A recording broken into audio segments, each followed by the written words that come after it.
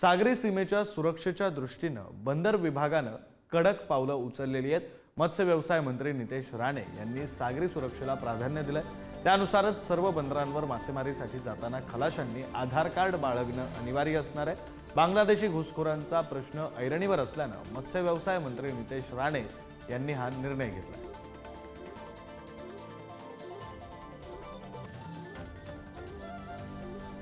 याचा आढावा घेतला आमचे प्रतिनिधी राजन चव्हाण यांनी।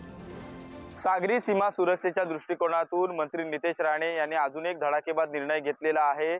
कोकणामध्ये साधारण पाहिलं तर आता ज्या नौका आहेत त्यांवर नेपाळी खलाशांची संख्या मोठ्या प्रमाणात आहे आणि त्यांच्याकडे महत्त्वाचं असणारं ओळखपत्र आधार कार्ड हे देखील असणं आता बंधनकारक असणार आहे।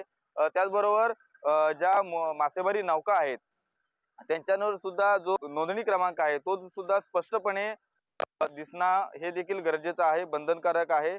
मुंबईतील ससून डॉक येथे भेट दिल्यानंतर मंत्री नितेश राणे यांना खलाशांकडे कोणत्याही पद्धतीचं आधार कार्ड नसल्याची बाब निदर्शनास आल्यानंतर हा निर्णय त्यांनी घेतलेला आहे। महाराष्ट्राला 720 किलोमीटरचा समुद्र किनारा लाभलेला आहे आणि प्रामुख्याने पाहिलं तर कोकणामध्ये मासेमारी हा प्रमुख व्यवसाय आहे। त्यामुळे या ज्या मासेमारी नौका आहेत त्यांच्यावर असणारे जे खलाशी आहेत त्यांच्याकडे आता माहितीसाठी आधार कार्ड असणं हे देखील या ठिकाणी बंधनकारक असणार आहे। त्यामुळे येत्या दिवसांमध्ये जर नियमाचं पालन केलं नाही तर त्यावर कडक कारवाईचा बडगा देखील उचलला जाणार आहे।